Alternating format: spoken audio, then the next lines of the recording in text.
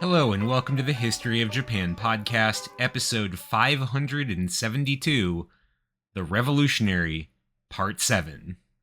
So, to recap, by 1980, Miyazaki Manabu had been the son of a Yakuza gangster who became a committed communist, spent 10 years as a hot-headed revolutionary, a job that mostly seemed to involve engaging in or inciting others to violence, and then a few more years as a construction boss in his family's one legitimate-ish business before getting arrested by the police for fraud, released without charges, but having his name so thoroughly tainted that no one would do business with him, to the point that the firm went under. I think it's fair to say he lived one hell of a life, and we are coming up towards the end of our time with him, but there are a few more interesting twists and turns to be had. After all, we're now in the 1980s, a fascinating period of post-war history. At the start of the 80s, Japan, like many other places in the developed world, was coming out of an economic low point, triggered by various economic shocks during the period, like the OPEC oil embargo and the shift of the US dollar away from the gold standard. Recovery was beginning, and then starting around 1985, the economy went into overdrive.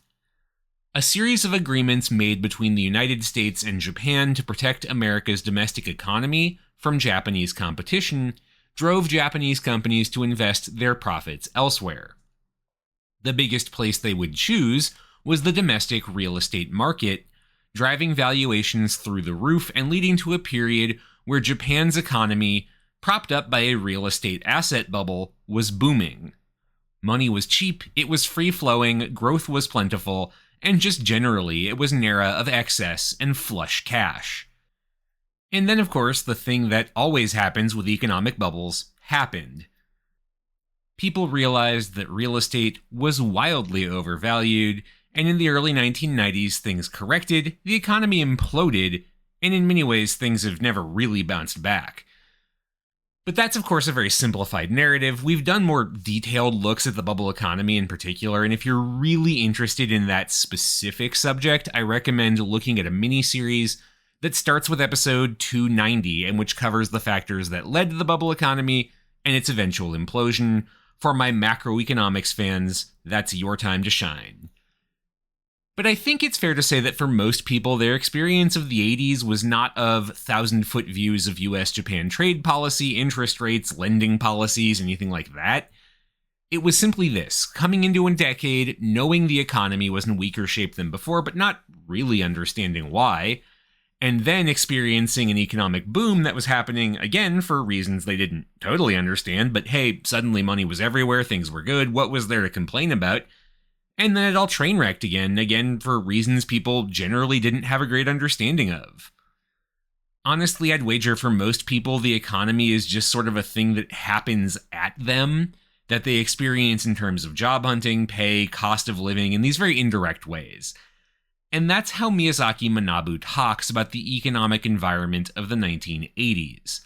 Remember that what ultimately killed his family construction business, Teramura Kensan, was not his legal troubles, significant though they were. That run-in with the police had ended in no charges due to a lack of evidence against Miyazaki and his canny ability to manipulate the media.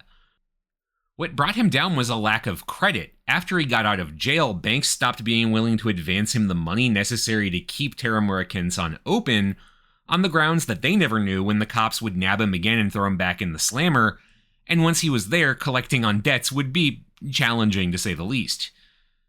So for Miyazaki, his experience of the economy at the start of the 80s was very much a two-tiered thing. There was plenty of money to be made out there, but without the right connections and the right status, he was having a hard time accessing it. That's very different from how things would look in a few years, of course, as the bubble economy really got into full swing, and banks, sure their totally safe investments in real estate would pull off, made some very dumb loans to basically anyone with a pulse. But, again, we're not there yet. In the interim, Miyazaki had to work odd jobs where he could get them. And by the way, part of the reason he needed money was because, I didn't mention this up until now, but he was by this point married and had kids with his wife back in Tokyo. He does not talk about this that much in the text, other than a few oblique references about how they met when he was still a reporter, and generally frames his story to keep her and the rest of his family private, which I think is fair enough We don't really need to talk about them, and so that's a wish that's easy enough to respect. So, Miyazaki made his way down to Osaka after the failure of Teramura Kensan, looking for any job he could get. He ended up finding work in a distinctly 1980s sector of the economy, battaya. That's a word with an unclear etymology. In Japanese, I see the batta usually written in phonetic katakana syllables rather than kanji, so I'm not even totally clear where it comes from. What it means, though, is a merchant who sells fancy goods at a steep discount, usually either because they are counterfeit, or, to use the old saying, because they fell off the back of the truck. If you don't know what I mean by that, picture a shop that is selling, for example, a fancy handbag that would normally cost 1,000 yen. Is that a fair price for a fancy handbag? No, it's less than $10 today, but this isn't a math podcast, I'm lazy. Anyway, suddenly this shop is able to sell that 1,000 yen handbag at 600 yen instead. A great bargain. But how can they possibly afford that? Probably because they found an unregistered, unlicensed supplier who was able to nab some factory surplus, or maybe defects that didn't quite pass quality control but are 95% there, or maybe they're stolen, or maybe they're just really good fakes. That's battaya in a nutshell. It's less of a thing now in Japan, both thanks to stronger copyright enforcement and the fact that, with the last few decades of economic problems, fewer people have the money to splurge on over-the-top consumer goods. But in the 80s, it was great business, and for the shops that could engage in battaya, fantastic profits. Because when you are buying counterfeit goods or things that have fallen off the back of the truck, you're usually paying a fraction of the original price, since there's no way to authenticate them. 20% of the normal value was what Miyazaki threw out as a figure. But you could still charge for resale around 60% of the normal value, so that's around a 40% profit. Of course, there were risks, because all of this was at best highly dubious in legal terms. All of these transactions were done in cash. There was no credit, no bank transfer. You show up with a truck full of, say, counterfeit Louis Vuitton handbags, someone else hands you a suitcase of 10,000 yen bills, you nod, you go your separate ways. But dealing in cash has its risks. Robberies were a big issue, which is where guys like Miyazaki come in. The Tenjinbashi area of Osaka in the north end of the city was a battaya stronghold in the 1980s, and many of them needed guys like Miyazaki to protect transactions or watch warehouses. Wasn't like you could report a robbery of one of your warehouses to the cops or something. Things like that. He talks about dealing with, among other things, local yakuza who'd been creditors for failed businesses, who were angry when battaya owners sweeped in and bought the excess inventory without paying them a dime, or a 60-year-old war vet from the Imperial Japanese Army who made his living selling counterfeit Louis Vuitton handbags, so popular in Japan at the time, battaya shops were willing to buy them for 50% of the list price instead of the usual 20%. How did a war vet of the Imperial Army get a bunch of counterfeit handbags? No one ever figured it out. My favorite story from this period is a tense 3 a.m. standoff in front of a train station with suppliers that Miyazaki and his client knew were going to try and rob them. They'd pulled the same trick a few times previously. So Miyazaki and some hired men were there to stop them when they inevitably tried the same thing with his client. All of this, of course, a desperate battle over a warehouse full of counterfeit furniture. The result was a tense hour-long standoff over a furniture truck as Miyazaki's buyers engaged in what I imagine was the best armed furniture inspection in human history. But the deal for 80 million yen of counterfeit furniture, which would be about $322,000 worth at the time, a little over $500,000 today, did go through, and nobody ended up dying over a counterfeit chair. All these jobs brought in money, but the end of Teramura Kensan had financially ruined Miyazaki. He'd been struggling to keep the company afloat and done something very stupid.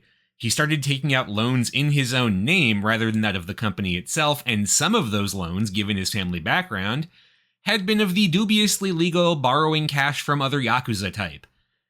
And then of course the company had gone under, but Miyazaki was still on the hook and he had dug his hole deep to the tune of 3.2 trillion yen, about $12 million at the time, about 40 million today. And of course that money was also not interest-free, Even though Miyazaki was earning money in his current employment, he was not really making a dent even in the interest. The Yakuza creditors were of course the worst ones, repeatedly harassing his family for money, and not just Miyazaki himself. His mother, who was still alive, did help him with some repayments, but she wasn't the only target either. Miyazaki tells a tale of a particularly heartbreaking story that really helped drive him into the next chapter of his life. He'd heard during a phone call with his wife that one of the events at his son's school, the celebration of Sports Day, an annual school event that commemorates the 1964 Tokyo Olympics, was going to be televised. His son's school in Tokyo was a model school for the Ministry of Education, and this is part of what that meant, apparently. Miyazaki hadn't seen his own son in person in over a year, and so of course he tuned in to watch and saw his son turn and wave to the camera because his son knew who might be watching. His son also identified himself by name, and so Miyazaki called them up and spent an hour yelling at his own son on the phone. After all, if Miyazaki knew who he was, spotting him on that TV broadcast, then the boy could have been spotted by, say, one of his father's creditors looking to incentivize a more timely repayment. After making his son cry on the phone, Miyazaki had a moment of realization and decided to abandon his life in the Kansai area and go back to Tokyo to be with his family. He returned in 1982 hoping for a fresh start in the city and a chance to put some distance between himself and his creditors. The Tokyo Miyazaki came to looked very different from the one he left in 1975, and anecdotally his description fits with what I've heard from people who were there at the time. From the 60s and 70s onward, of course, Tokyo did notably get more prosperous, but it was not a rich city compared to, say, an American megacity like New York or LA. But by the early 80s, 10 years of consumerism had transformed Tokyo into a very different place. Tokyo was the capital of a growing economy that was by 1982 starting to rebound from its economic problems in the 70s. It was probably the capital of the world's number 2 economy. Again, numbers are tricky with the Soviet Union specifically, but certainly Japan overtook the USSR sometime around this point. And that changed the city a lot. Here's how Miyazaki described it. I was amazed how much Tokyo had changed in the years I'd been away. Everything seemed fake and shallow. Used to life in the Kansai underworld, I felt as if I'd been thrust into some kind of orgy. When I'd left in the mid-70s to take over the family business in Kyoto, people in Tokyo still looked as if they were trying to find their bearings. Now, passing me by on the street, they appeared full of confidence, pursuing profit and pleasure with no hesitation. A book entitled Japan as Number 1, Lessons for America by the Harvard professor Ezra Vogel was a bestseller in Japan at the time. Many of the Tokyo intellectuals I got in touch with again had read it, seriously believing that Europe had already met its downfall and America was showing every sign of going the same way. Most of them now felt Japan was coming into its own. This superpower mentality was beginning to permeate the entire nation, starting with those who worked for Japan's major corporations. Miyazaki was feeling this age of national confidence and growing assertiveness, the birth of Tokyo really as we know it today, but of course the old city wasn't totally gone either, and that's really why he'd come.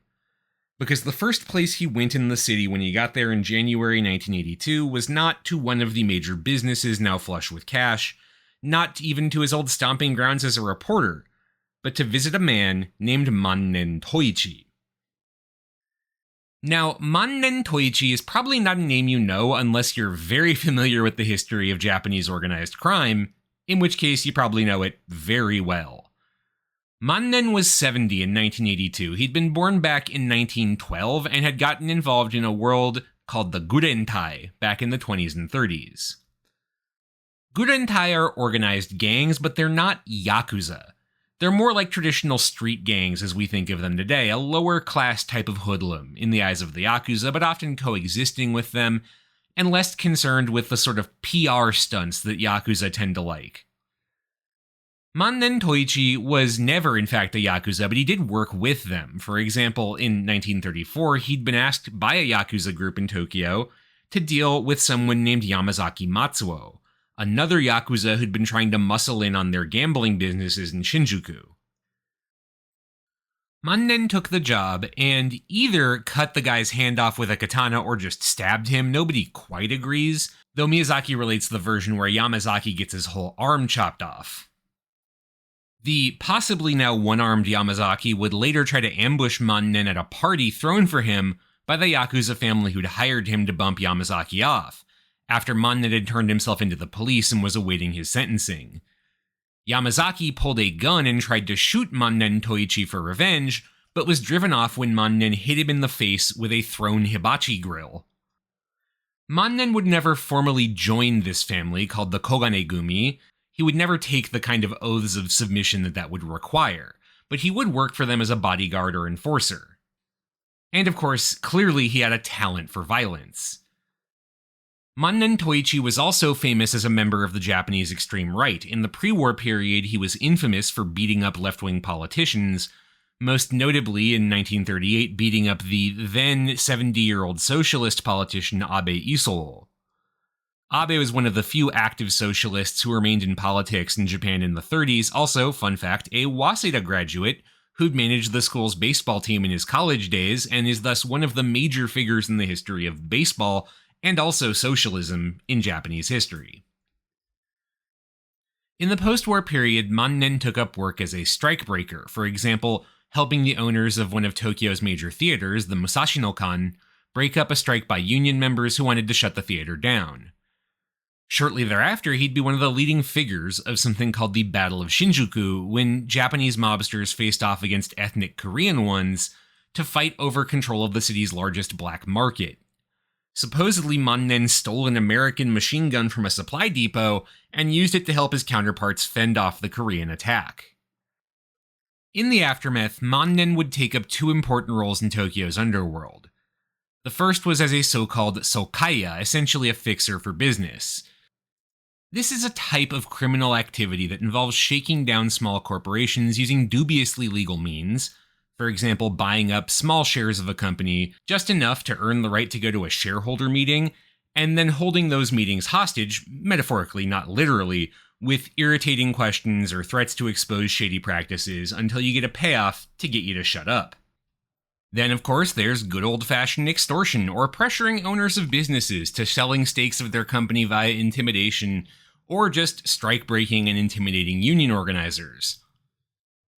The other thing Mannen is known for in the post-war is founding a group called the Dai Nippon Isseikai, which translates very poorly into English as the Greater Japan Unified Sincerity Party, or something like that. You've probably never heard of them unless you're very interested in the study of the Japanese extreme right, but if you've spent any time in Tokyo, you probably have heard them. They are the ones who pioneered that wonderful practice of taking advantage of Japan's very lax noise ordinances to load a bunch of speakers into a truck that they then drive around yelling right-wing slogans and blasting pre-war militaristic music out of. I used to see those guys all the time driving in circles around the National Diet building when I would go to the National Diet Library to do research, and let me tell you, that was an auditory and political experience. Oh, and there's one other thing Mannen Toichi is known for, and I swear to God this is true, he helped found the All Japan Women's Pro Wrestling Association in 1968, served as its first chairman, and as a result is to this day still in the Pro Women's Wrestling Hall of Fame in Japan. How does that fit in with literally anything else in his life? I honestly have zero idea. What I'm getting at here is that by 1982, Mannen Toichi was both a sort of godfather figure of Japanese organized crime, and one of the bigger figures of the extreme right, second really only to guys like Kodama Yoshio or Mr. the Hitler of Japan himself, Akao Bin. So why would Miyazaki go to him? After all, when he'd been in Tokyo, Miyazaki had been two things primarily, a communist agitator and a journalist, that members of the extreme right are not known for being fond of traditionally. Well, because Miyazaki and Mannen had actually met back when Miyazaki had been at Shukan Gendai working as a reporter. Mannen had apparently known Miyazaki was a left-winger, but took a liking to him anyway, perhaps realizing Miyazaki was starting to drift away from those views, since by the time he was working at Shukan Gendai, he'd already been expelled from the Communist Party. The two started playing mahjong together every Saturday at Mannen's home and became social. Miyazaki doesn't elaborate on that too much, interestingly enough, but it's indicative of something you might have started to notice about him. He's really started to drift ideologically by this point. Reading a narrative of his life, there's not a defining moment you can point to where you say, this guy's not a leftist anymore, and Miyazaki doesn't note that he has like a crisis of faith or his worldview, or a moment where he then says, and it was here I stopped being a communist, or something like that. But it's pretty clear that by the time he's going to Mannen Toichi in 1982, 13 years after being expelled from the Communist Party, the idea of revolution, of addressing the social inequalities that plagued Japan, things like that, didn't have appeal for him anymore. His concerns were more fundamental, the safety of his family, the security of his finances, that sort of thing. Which on the one hand fits a certain sort of model about young people, that they start off very ideologically committed to the idea of fixing the world, moderate over time, begin progressive, and trend conservative.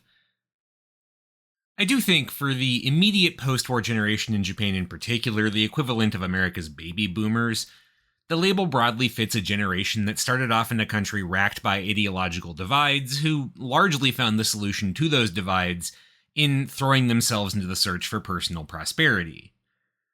I also think it reveals something about the nature of radicalism in the 1960s, something a former Bund activist from the 60s, Asada Akira, highlighted in his own recollections on Miyazaki's later fame, which we'll talk about next week in the final episodes of the miniseries. He says that Miyazaki, and a lot of guys like him, never really cared that much about left-wing causes. They were in it for the action, more than anything. Miyazaki, he says, joined the Communist Party basically by chance because of his childhood encounters with the ideology of Marx. He could have just as easily fallen in with the extreme right or the new left. Miyazaki, according to Asada, was just attracted to the idea of being countercultural, a rebel against the system, but not really to any ideology beyond that. After all, Miyazaki, by his own admission, was attracted to communism at least initially, just because he thought, in his own words, it was cooler than being a Yakuza. Frankly, I think Asada's read is dead on. Miyazaki clearly had a lot of sympathy for rebels and underdogs. In his writings about the 60s, the thing I noticed more than anything is how passionately he spoke about the struggles of Zainichi Koreans or the Vietnamese in the Vietnam War, much more so than in any of his discussions about ideologically motivated action. He was a man who appreciated picking a fight with the powerful more than he did any specific ideology. He liked Marxism because its revolutionary politics were an excuse to do that, but not because he was convinced that dialectical materialist analysis of history through the lens of class conflict was key to bringing about the workers' utopia. Which also loosely fits on a pattern that we've talked about before on this show. The ways in which Japan's modern extreme right has built on the rhetoric of the left and formed a sort of symbiotic relationship with it, with its own strength, building out of the elements of the former success of the left. Episodes 545 and 546 go into more detail about this, but broadly, there's actually a lot of overlap in terms of concerns between the Japanese left and right, and you see a lot of people who were on the left in the 60s and 70s drifting right later. That's because both extremes of the political spectrum in Japan tend to have two overwhelming concerns: worries about the soulless consumerist and capitalist society, and about America's role in post-war Japan. The Cold War created other splits that kept these groups apart, primarily around the issue of communism, of course, but by the 80s, anti-communism was not a particularly strong ideology. Nobody on either side believed the revolution was imminent anymore, and clearly the Soviet Union was not headed to world domination, even if not many foresaw how quickly it was headed to the dustbin of history. So maybe this is also part of why Miyazaki found himself drawn to Mannen Toichi, a man who, despite espousing very different politics than Miyazaki ostensibly did, was similarly predisposed to his tough guy rebel without a cause thing.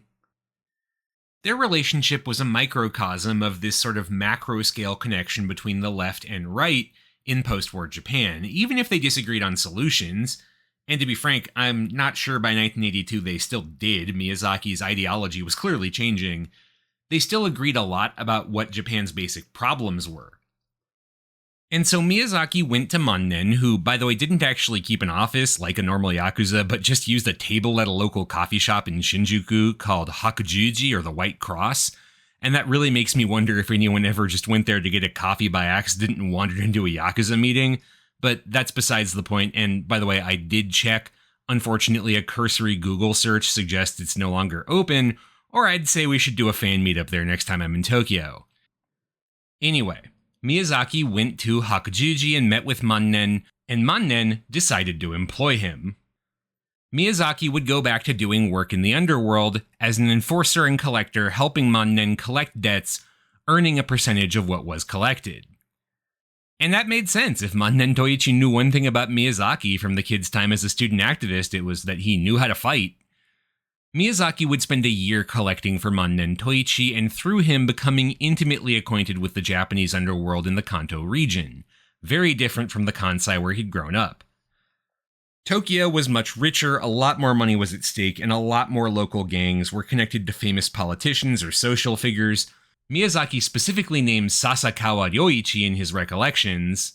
If you don't know who that is, he was a major pre-war rightist and businessman who raised money in the 30s to build airplanes to donate to the Imperial Japanese military, but only after he flew one across the world to meet his personal hero, Benito Mussolini. Sasakawa did get into trouble with the law before the end of World War II because of accusations that he was blackmailing major businesses for hush money, and after the war he was briefly imprisoned as a war criminal, but he was released without charges, as so many were. After the war, Sasakawa would remain connected to the extreme right in Japan. Among other things, he was heavily involved in bringing the rabidly anti-communist Unification Church of Reverend Sun Myung Moon, aka the Moonies, to Japan, and he once, on Japanese daytime TV, called himself the world's richest fascist. He also lobbied the Diet to legalize motorboat racing, running the races in exchange for taking a cut of the profits to fund a nonprofit, the Nippon Foundation, that still exists today. Here's what Miyazaki had to say about him, quote, "I twice went to Sasakawa Ryoichi to collect money. He was doubtless offended by the sudden appearance of a money collector without an appointment. He probably found it inexcusably rude. 'How's Mannen doing for money?' he asked. 'Being the sort of man he is, he's hurtin', as usual,' said Miyazaki. 'As usual. You're the one who always says all men are brothers, so help him out, brother to brother.' 'All right, I get it.' Sasakawa would hand over a bundle of money with a sour look on his face. I don't know what it was between Mannen and Sasakawa. Clearly something happened in the past that made it impossible for Sasakawa to dismiss him lightly. Now, does Miyazaki say, or do I have any idea what this mysterious thing between Mannen and Sasakawa was? No. Do I even know Miyazaki's telling the truth here? No. Am I including it anyway because Sasakawa was kind of a turd of a human being, and while the Nippon Foundation does some good work, it also promotes hardcore right-wing historical revisionism about Japanese atrocities in World War II? Yeah. Anyway, Mannen Toichi's illustrious career would finally end in March 1985 in a manner befitting how he lived. He collapsed during a lustful meeting with a woman he was having an affair with at a love hotel in the outskirts of Tokyo, and died of heart failure a few days later. During their acquaintance, Miyazaki was able to get connected to Tokyo's underworld and generally get back on his feet, just in time to become a national celebrity in possibly the weirdest way possible. So if you're plugged in to the strange cultural ephemera of 1980s Japan, you've probably heard of the Glico Morinaga case. If not, where do I even start? So the Glico Morinaga affair was a series of kidnapping and extortion cases that rocked Japan in 1984 and 1985, masterminded either by an individual or a group who referred to themselves as Kaijin Nijuichi Mensal, roughly the monster with 21 faces. That name is a pretentious literary allusion to the work of Edogawa Rampo, a mystery writer of the early 20th centuries whose novels about the boy detective Akechi Kogoro were definitely not thinly veiled Sherlock Holmes fanfiction, and whose villains included Kaijin Niju Mensal, the monster with 20 faces. Now, I did a whole episode on this case because it's honestly a great unsolved mystery yarn, as you can tell by the sheer number of people still talking about it 40 years later. I'm not going to try to summarize the whole thing here. I'm just going to give you the short version. If you want the long one, go check out episode 221. So, on March 18th, 1984, the president of Izaki Glico, the fancy confectionery and food company whose candies and chocolates you still see all over Japan, was kidnapped by two armed masked men after his family were tied up.